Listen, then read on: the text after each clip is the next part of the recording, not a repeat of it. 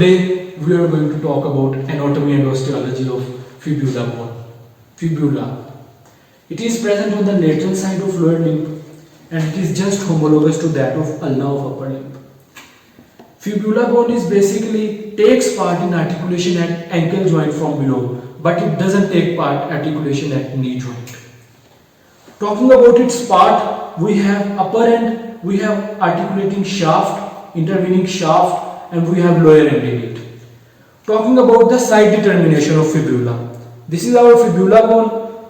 For side determination, we have two main points to focus. First is our upper end and second is our lower end. Upper end, as it is articulated in many directions, expanded in many directions. But lower end is basically helping us to determine the side. On lower end, we have at this region articular triangle and we have a malleolar fossa at this region. This is expanded is malleolar fossa.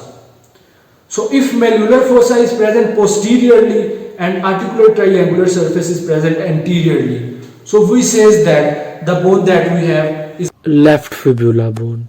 Talking about the upper part first. So at upper part we have a process we known as styloid process. It is basically a projection. At this position we have styloid process. We have a ligament, we know it as femoral collateral ligament, and we have articular surfaces for articulation with corresponding tibia bone at the upper end. And this narrow portion is our neck, and neck is related to the peroneal nerve. Any damage to the peroneal nerve will cause damage to the neck directly. Talking about the borders and surfaces of the fibula bone. We have three borders in it. This border in front, the sharp, is our anterior border. This border is our posterior border, and this border on this side is our medial border. As anterior border, it starts from front, from upper end, and it goes to the lateral side of malleolar.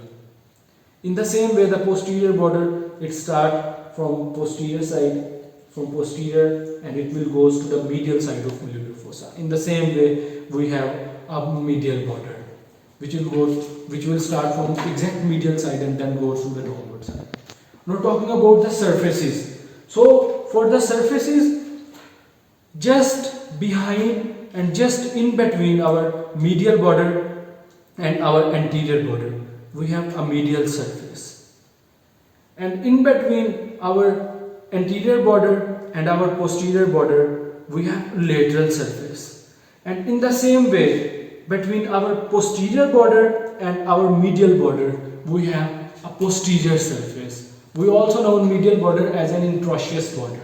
Now talking about the attachment at the surfaces. So at the medial surface, we have an attachment for muscle, we know it as hallucis longus. And in the same way, at the posterior surface, we have a flexor hallucis longus attachment as well as a flexor as well as abductor longus muscle attachment. We talk about the lower end. So at lower end we have four major surfaces: anterior surface, posterior surface, lateral surface, and medial surface. Anterior surface is rough and rounded. In the same way, the lateral surface is containing a facet for the articulation, and it is going to be articulate with that of ankle joint. And we have two main attachments at the lower end. We have an attachment of peroneus brevis and peroneus longus muscle. Talking about the clinical correlates. So we have two main types of clinical correlates. Our first clinical correlates is avulsion fracture. And avulsion fracture is basically going to be occur due to the dislocation or due to the injury of biceps femoris muscle. In the same way, a missed avenue fracture is going to be occur due to the sudden hit or due to the sudden pressure that is going to be put on our fibula bone. So we have a missed avenue fracture. And these are our basic discussion, basic topic, basic lecture on anatomy of tibia bone, on anatomy of fibula bone. Hope you all understand it well. Don't forget to subscribe to Medical Lectures by Shujat. Thank you so much.